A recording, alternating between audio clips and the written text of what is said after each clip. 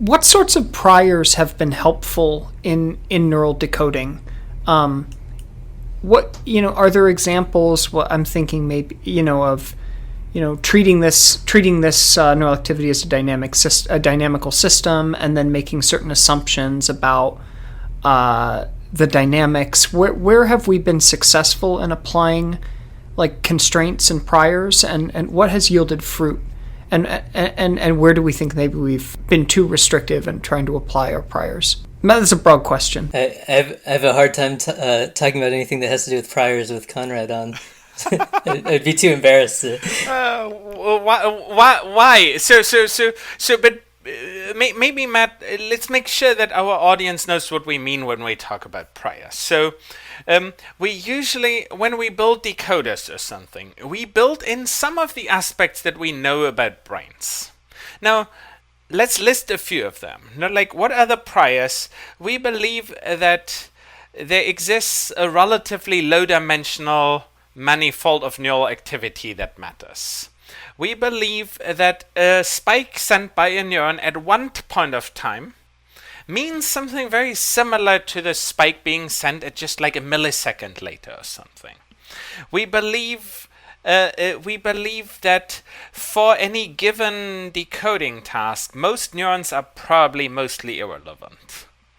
So we have all these like prior knowledge about properties of the world, and by building in some of them, we can build better systems than not building in these intuitions. So the reason relates to what you said earlier, Matt, where you can say, it's basically we have this problem of, if we're in high dimensions, we have the curse of dimensionality. It's very hard for us to know what the right solutions are.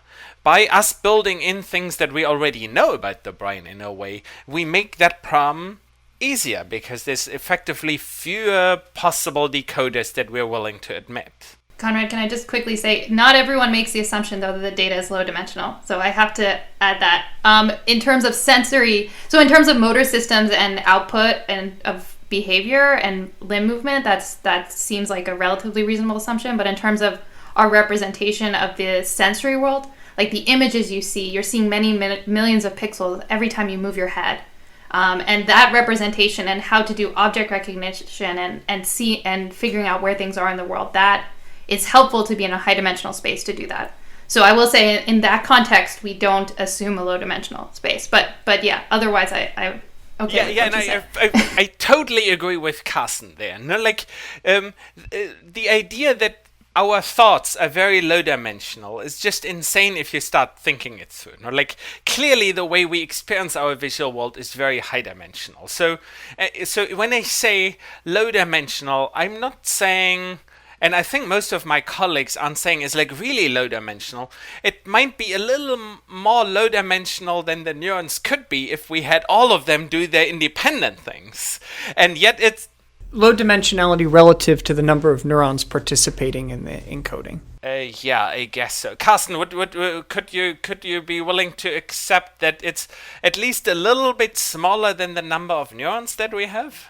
Maybe a little bit, but it's still open for debate. I think until we have a good model of how the brain is encoding these visual stimuli, we can't really say how many dimensions are being shared among the neurons and get a true number on it that's below a large number. You could probably cap it, though, based on correlations across neurons. So you have a lot of neuronal firing is correlated enough that it can't be the number of neurons. It has to be smaller than that. But it could be close to that number because there can be many dimensions. They could be correlated, but there could be many dimensions that each neuron participates in.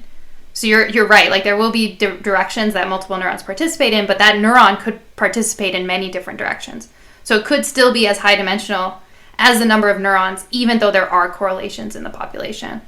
But yeah, no, it is a good point, and it could be very different from brain area to brain area too.